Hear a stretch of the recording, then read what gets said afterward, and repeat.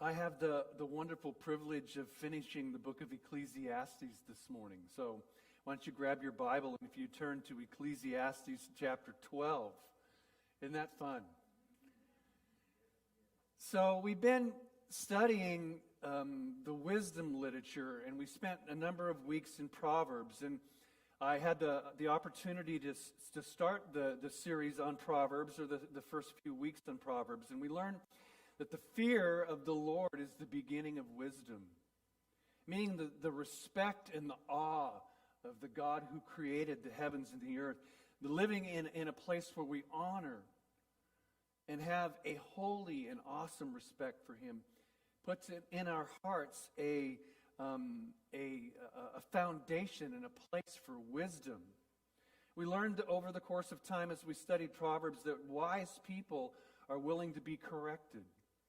We learned that wise people deal with their anger, and we learned that wise people will put down their pride and arrogance and insecurity. We learned that wise people manage their money, and we also learned that wise people live in sexual purity. And we learned that if you'll put these things into practice and you fear the Lord and you do what is wisdom, or what live out wisdom, that life will go well with you. And for the most part, that really is true. If you do what the Lord calls you to do, you live in that holy respect for Him, things will go well for you in your life. It's true. But then we got to dabble into the book of Ecclesiastes, which is a little bit different. The teacher, that was so well talked about by Pastor Sam last week, talked about life under the sun. Now, we're not talking S-O-N, we're talking life under the S-U-N, life in just regular living. And the teacher basically walks through these chapters in Ecclesiastes, and he talks about the vanity of life.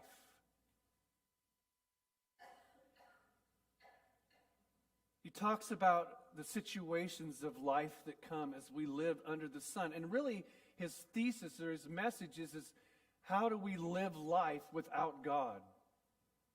It's one of his things that he asks, the questions. What does life look like without God?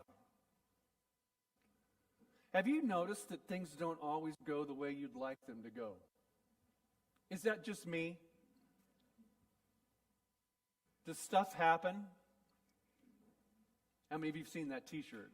It's spelled different than stuff though, right? Stuff happens. It doesn't always go the way that we want it to go. And even though we do all the right things, there are really no guarantees in life. Isn't that a comforting word today? Say that with me. There's no guarantees in life.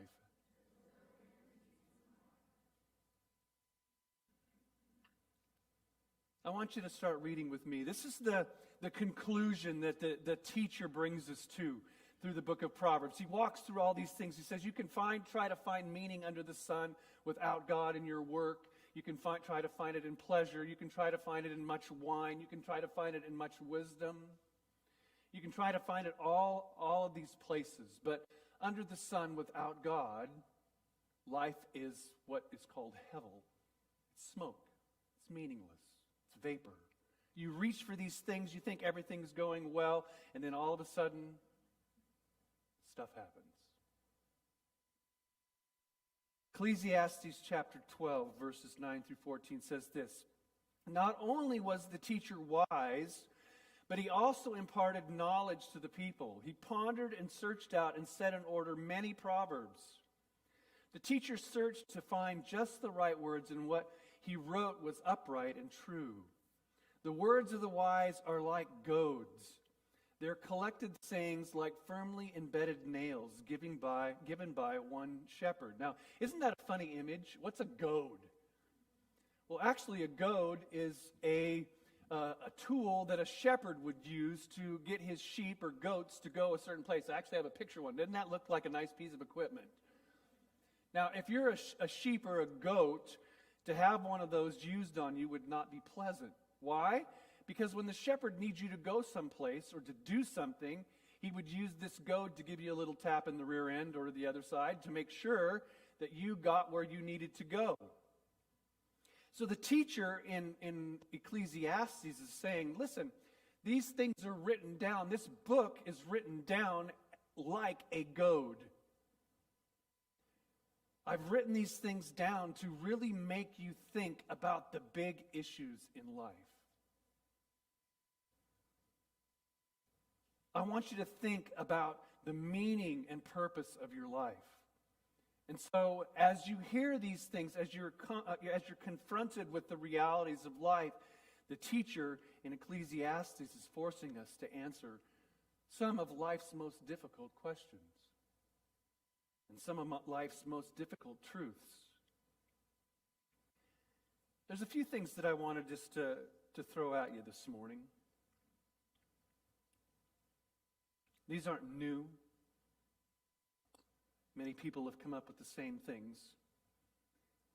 But I want to say this to you. Life is unpredictable.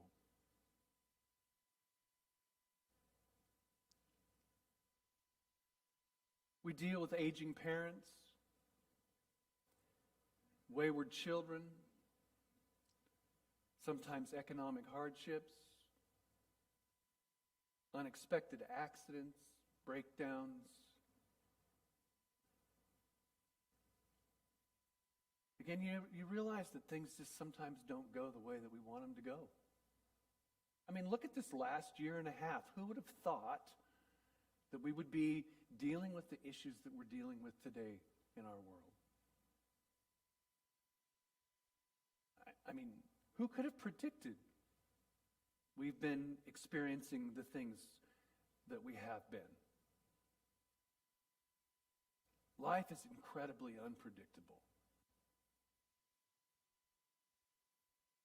In fact, we really don't know what tomorrow holds.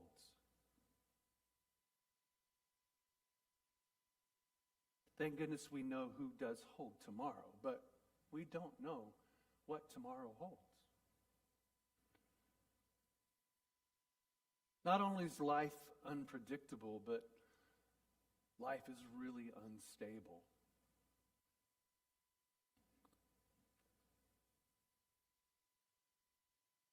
Try to predict what's going to happen tomorrow, let alone a year from now.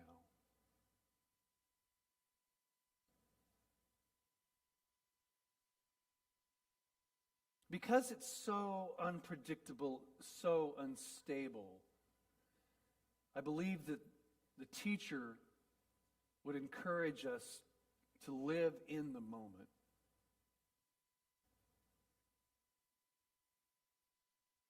Since we don't know what tomorrow holds, what we are really given is moment by moment. Isn't that true?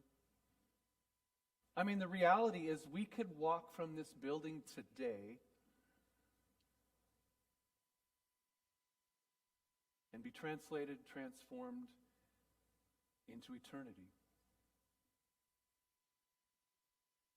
I mean, that is the reality, that we are given moment by moment.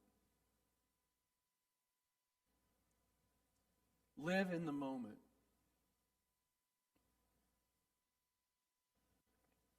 I actually went to Costco yesterday, and it wasn't too bad. I thought it was going to be crazy, but I went and bought some flowers for everybody. Anybody want to help me pass out some roses to a few folks? I'd like everybody to have at least one.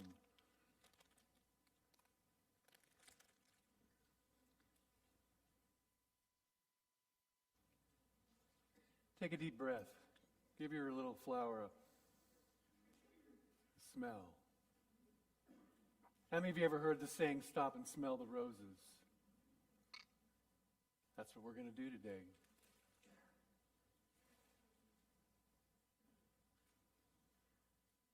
Interesting, the rose, it's a beautiful flower. You can see that, obviously. But in some ways, roses reflect life. They're beautiful. They have a wonderful fragrance. We look at them and they are just the evidence of God's incredible creative genius and His beauty. But have you ever noticed that their beauty really doesn't last that long? In fact, sometimes I think Valentine's Day is a waste. You spend all these money on these roses and they die in a day or two. They're still beautiful. But if you go home and put this in a vase, in just a few short days, it'll be wilted and the petals will be on the countertop. Life is very unpredictable. It's very unstable. And it comes at us very quickly, and sometimes we don't even know how to navigate it.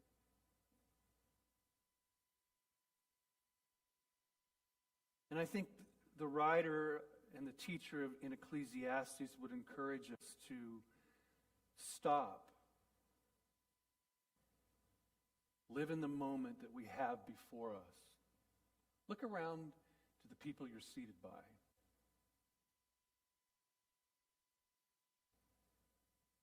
These are the important things in life, the people that God has brought in our paths. Your family, your children, your parents, your close friends.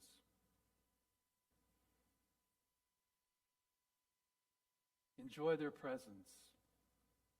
Enjoy the opportunity that you have with them. Life's fragile. Just like this rose, even though it looks beautiful, it's very fragile. Relationships matter with your children, with your spouse, with your parents, with your church family. I'm really blessed by how many meals that have been delivered over these last few weeks, not just to us, but to so many people around, and the prayers and encouragement for people that are struggling. And that, to me, is living in the moment that God has given us to minister to those around us and not take for granted the things that come our way. I was driving home a few weeks ago, probably about a month ago, and I was preparing, we were studying and working through this wisdom literature. And as I was driving home, now this might sound really boring to you, but I realized that in the median on Bullard on my way home were tons of trees and shrubs and all kinds of plants. And you think, well, duh, Brian, that's what they do in cities. They decorate them. But I bet you I've driven down Bullard, I don't know, 5,000 times since I've been here since 2005. And it struck me that I actually had never paid attention to the foliage in the middle of the street on Bullard. Now you think, well, that's really dumb. Who does?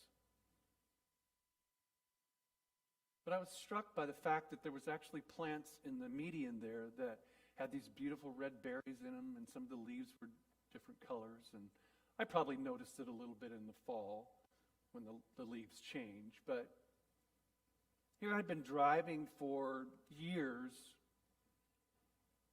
and not even paid attention to the surroundings that were right in front of me, God's beautiful creation. I was struck by that because I realized that my life was so busy and that my focus was on so many other things that I hadn't taken time to stop and smell the roses.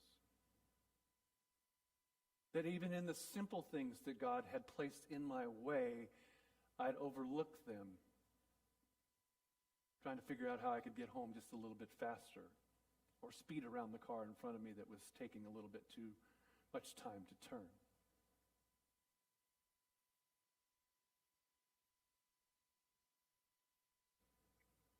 Life is most of the time out of our control. Most of the time, there isn't really much we can do about what comes our way. We can respond in a righteous way, but as far as controlling what comes our way, anybody figured that out yet? Many of you know that our family has been, we got on the coronavirus train, and some of us got off earlier than others.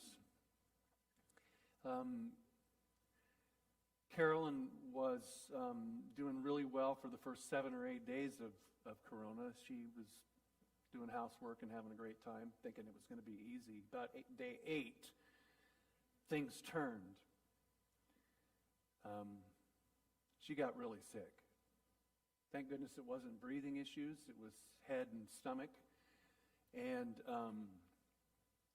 I have never seen her in the years that we've been married so sick.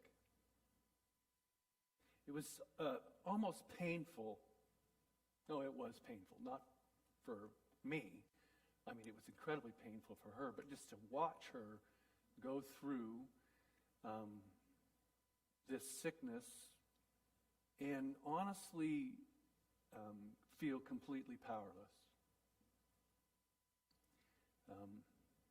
Praying, interceding, asking God for His mercy, even after multiple trips to the doctor's office, to the urgent care, and finally to the emergency room. And to realize that other than praying and being by her side, there wasn't a thing I could do.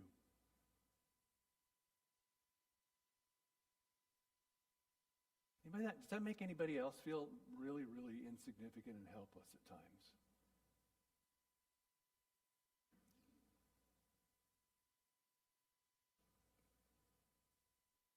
So, what do we do with the fact that life is unstable? It's not predictable. It's not in our control. What do we do with that? Well, I think it's good to have goals. I think it's good to make plans. I think it's good to save for the future. All those wonderful things that Proverbs talks about, all those ways that we live with wisdom. I'm not saying that we don't do that. But I think the teacher tells us to really hold things very, very loosely.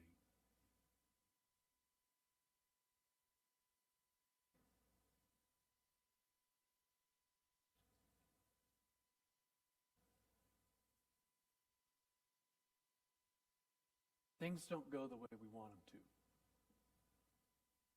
God is always there for us and with us. We can depend on that. But honestly, sometimes I even struggle with trying to figure out what He's doing in the midst of all of it. Can I be honest that way? Is that okay? Sometimes I just don't know. God, what are you doing? Verse 12 says this, "Be warned, my son, of anything in addition to them, of making many books there's no end, and much study wearies the body." Here's what the teacher's saying. Oh, by the way, there's tons of things written about all this stuff. Don't waste your time trying to read it all and figuring it out. Let me just cut to the chase for you. That's what he's saying. Here's the chase. At the end of the day, when life just doesn't make sense, here's what he says in verse 13. "Now all has been heard. Here is the conclusion of the matter. Fear God and keep His commandments, for this is the duty of all mankind." I mean, we're reduced to this, and that's not a bad thing. Fear God and keep His commandments, for this is the duty of all mankind. You see, life under the S-U-N is meaningless. It's hevel, it's smoke. You can pursue and go after all kinds of things in this life. And even if you arrive, even if you get that job, even if you have that car, even if you buy that house, it still will not bring you ultimate meaning in your life. But life under the S-O-N, the Son of God, brings lasting meaning, that even when things don't make sense, God is with us and promises to turn the trash of our lives into treasure. Stephen Covey who's an organizational guru, said this, and it's impacted me for decades. He said, "No one on their deathbed ever wishes they spent more time at work."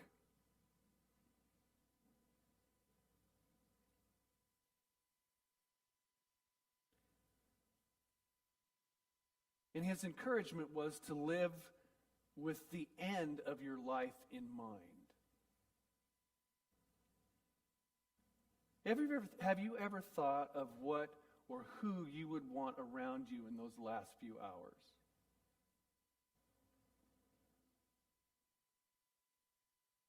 I've had a lot of time to think, maybe too much time this week, I don't know. I'm waxing really philosophical, but have you ever thought about that? When you're on your last breath, who would you want to have around you? What would you want to have around you? I doubt most of us would give a rip about the car that we were driving. I doubt most of us would care about the clothes that we're wearing.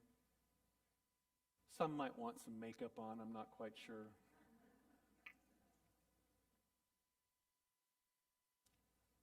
I doubt people would really care how many concerts they saw, how many football games they viewed.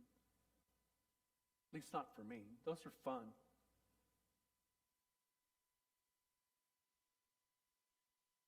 But when I'm in my last moments, I want the people around me that I care about deeply. I want my family. I want my kids. I want my close friends. I want a sense of God's presence in the room. I want to look in my family's eyes and know that they serve the Lord. And that they will serve the Lord beyond my existence.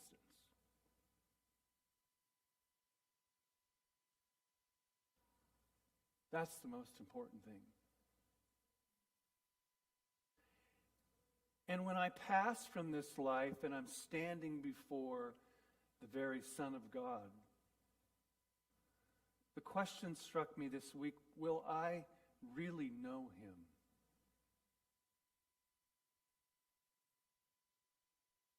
After I crawl up off the floor from being in awe and worship from him, will I have something intelligent to say or to ask of him?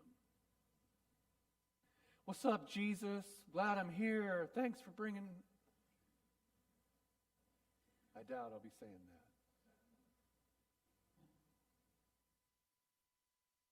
Will I know him? Will I know who he is? Will I understand his character and his being from what I've discerned from my life with him? Being in his word? Or will I be like a babbling idiot that has nothing intelligent to say because I really don't know him?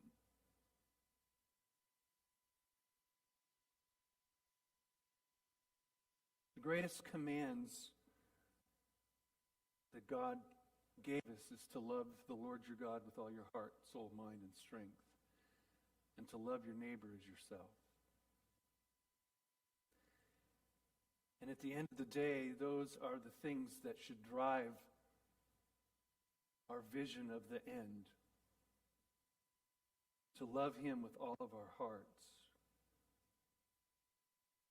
To know him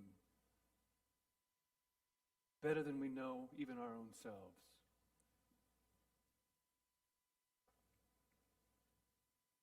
John 16:33 says this. He's talking to his disciples. They've been going through some difficult times, not understanding what he's going to eventually do. He says, I have told you these things so that in me you may have peace. In this world you have trouble. You will have trouble. But take heart. I have overcome the world.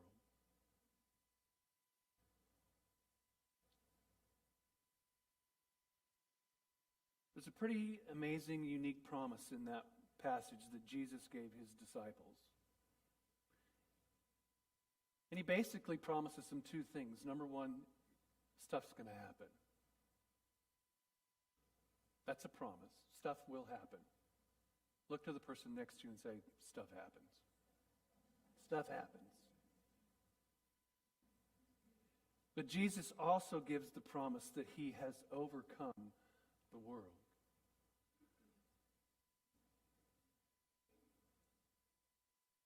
That means that I can rest in the fact that he's in control. Because honestly, again, I'm not.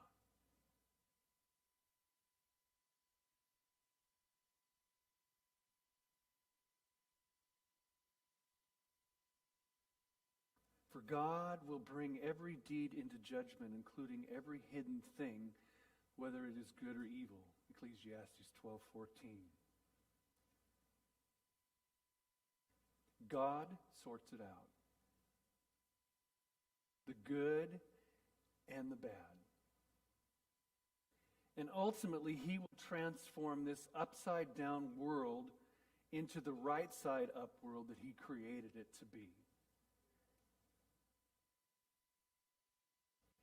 He is in the process of transforming this upside-down world into the right-side-up world that he created it to be. Praise God. He is with us. He is for us. He is in us. And we can trust him even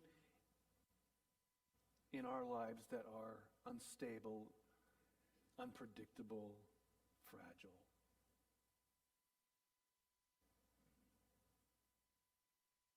He's good.